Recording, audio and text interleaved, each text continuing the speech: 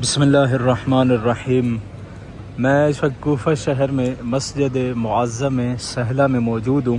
شب بدھ ہے، آپ جانتے ہیں شب بدھ امام زمان کا معروف توسل ہے مسجد سہلہ میں، جو عراق میں علماء میں بہت زیادہ رائج ہے۔ شب بدھ مسجد سہلہ میں بہت زیادہ ہجوم ہوتا ہے زائرین کا، بھی اندر سے مسجد بالکل بھری ہوئی ہے۔ ابھی عراقی ٹائم کے مطابق تقریباً 8:30 پونے 9 کا ٹائم ہو رہا ہے۔ عام دنوں میں جب آپ آئیں مغربین کے وقت شب بدھ مسجد سہلہ میں بہت زیادہ رش ہوتا ہے زائرین کا، کیونکہ شب بدھ کے بارے میں معروف ہے۔ میں اندر چل کے ابھی آپ کو مقام امام زمان کی زیارت بھی کرواتا ہوں، اور یہ مسجد یہ وہ عظیم مسجد ہے جو بعد الظہور سرکار حجت کا گھر ہوگی۔ آپ ایک لمحے کے لیے تصور کریں، وہ امام کہ جس کے تصرف میں پوری کائنات ہوگی، روئے ارض کا کتنا مقدس ترین یہ خطہ ہے جسے امام زمان اپنا گھر بنائیں گے۔ اندر چلتے ہیں مسجد سہلہ میں، جو مقام حضرت حجت ہے، مقام صاحب الزمان ہے، اس کی آپ زیارت کریں، اور ساتھ ہی شب بدھ کا جو عمل ہے امام زمان سے ملاقات اگر آپ کرنا چاہتے ہیں، اگر آپ امام سے ملاقات چاہتے ہیں، اپنی مشکلات کا حل آپ براہ راست امام سے لینا چاہتے ہیں، 40 شب بدھ مسجد سہلہ میں آ کر امام زمان سے توسل کریں، آپ کی حتماً ملاقات ہوگی امام سے۔ اور واقعات سے بھری پڑی ہیں کتب، جن علماء کی، جن مومنین کی سرکار حجت سے ملاقات ہوئی۔ پہلے تو امام کی جو اندر مقام ہے اس کی زیارت کرتے ہیں۔ یہ اوپر آپ کو نظر آ رہا ہوگا مقام الامام المہدی۔ مسجد میں اور بھی، اب یہ جو مسجد کے وسط میں آپ کو نظر آ رہا ہے یہ مقام امام جعفر صادق علیہ السلام ہے۔ جیسے مسجد کوفہ میں انبیاء اور اولیاء کے مصلی ہیں جہاں انہوں نے نمازیں پڑھی، اسی طرح مسجد سہلہ میں بھی مقامات ہیں، مسجد کے چاروں کونوں میں مقامات ہیں۔ مثلاً میں آپ کو دکھاتا ہوں، یہ کونا جو آپ کو نظر آ رہا ہے، اس کونے میں مقام حضرت ابراہیم ہے، اور اس سے اگلا کونا جو ہے وہ حضرت ادریس کا مقام ہے۔ یہ مقام ابراہیم حضرت ابراہیم کا گھر ہوتا تھا، اور اس سے اگلے کونے میں جو مقام ادریس ہے وہ حضرت ادریس کا گھر تھا جہاں بیٹھ کے کپڑے سلائی کیا کرتے تھے۔ اور اس سے اگلا جو اس سائیڈ والا کونا ہے، آگے جا کے آپ کو دکھاتا ہوں، وہ حضرت خضر سے منسوب ہے۔ اور یہ جو اس سائیڈ والا کونا ہے، چاروں کونوں میں 4 مقامات ہیں۔ اس کونے میں جو مقام ہے وہ اجتماعی طور پہ مقام الانبیاء والصالحین، کیونکہ سارے انبیاء نے نماز ادا کی یہاں پہ، باقی انبیاء کے لیے مقام معین نہیں ہے، ایک ہی مقام بنا دیا گیا ہے جو منسوب ہے تمام انبیاء اور اولیاء سے۔ اور یہ مسجد کے وسط میں یہ مقام امام جعفر صادق ہے، وہاں سے دروازہ ہے مقام امام زین العابدین، اور یہ اندر مقام امام زمان عجل اللہ تعالی فرج الشریف۔ جب امام زمان کا ظہور ہوگا تو یہ مسجد امام زمان کا گھر ہوگی۔ یہ مقام امام زمان علیہ السلام سے منسوب ہے۔ پروردگار امام زمان کے ظہور میں تعجیل عطا فرمائے۔ آپ ایک دفعہ مسجد دیکھیں کہ کتنی خوبصورت بنائی گئی اندر سے۔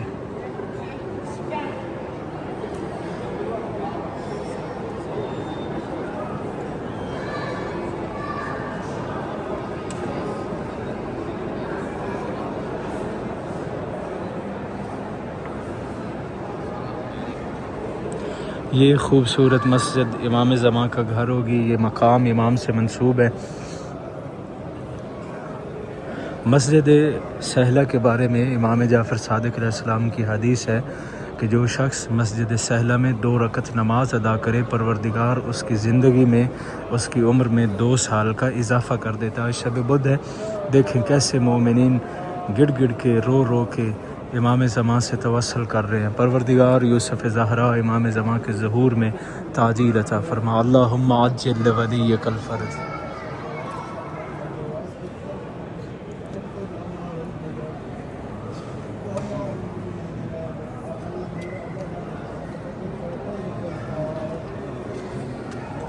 اللہم عجل وفرج فی ظہور ولیک صاحب العصر والزمان۔ اس کے علاوہ ایک اور حدیث امام جعفر صادق کی مجھے یاد آ گئی۔ مولا فرماتے ہیں اللہ نے جب انبیاء کی تخلیق کے لیے روئے ارض سے مٹی اٹھائی تو وہ مسجد سہلہ سے اٹھائی۔ آپ تصور کریں کہ کتنی پاکیزہ، کتنی عظمت والی اس مسجد کی خاک ہے۔ اللہ نے جب انبیاء کی تخلیق کرنا چاہی تو انبیاء کی تخلیق کے لیے پروردگار نے مسجد سہلہ سے مٹی اٹھائی، اور امام فرماتے ہیں مسجد سہلہ کے وسط میں ایک ایسا پتھر دفن ہے جس پہ 1,24,000 انبیاء کی تصویریں ہیں۔ اللہ نے جتنے نبی مبعوث کیے ہر نبی کی تصویر اس پتھر پہ بنی ہوئی ہے جو مسجد سہلہ میں دفن ہے۔ یہ ایک عراقی بزرگ ہے، انہیں اکثر میں امام حسین علیہ السلام کے حرم میں دیکھتا ہوں، ایک ٹانگ سے معذور ہیں، اور یہ کیا کرتے ہیں جب بھی حرم میں آتے ہیں تو اتنی احادیث انہوں نے زبانی یاد کی ہوئی ہیں، ہر حدیث کے بعد یہ صلوات پڑھاتے ہیں۔ بعض دفعہ زری کے پاس میں نے ان کو دیکھا ہے گھنٹہ پورا یہ مسلسل حدیث پڑھتے ہیں، پیغمبر کی شان میں، امیر المومنین کی شان میں، جناب سیدہ کی شان میں حدیث پڑھ کے پھر یہ صلوات پڑھاتے ہیں۔ یہ آپ نے زیارت کی مقام امام زمان کی، یہ مسجد کے وسط میں مقام امام جعفر صادق ہے۔ اب آپ کو زیارت کرواتا ہوں مقام امام سجاد کی، مقام امام علی ابن الحسین، مقام امام زین العابدین علیہ السلام، جہاں پہ میرے مولا امام سجاد نے عبادت کی، جس جگہ پہ مولا کا مصلی تھا، یہ وہ مقام ہے۔ یہ باہر لکھا ہوا ہے مقام الامام زین العابدین علیہ السلام۔ یہ سامنے مقام امام زین العابدین ہے۔ دعا گو ہوں پروردگار امام سجاد کی عبادت کا صدقہ، امام سجاد کے زین العبا کے عبادت کا صدقہ، مولا امام سجاد کے سجدوں کا صدقہ، پروردگار آپ سب کو ان مقامات کی زیارت نصیب فرمائے۔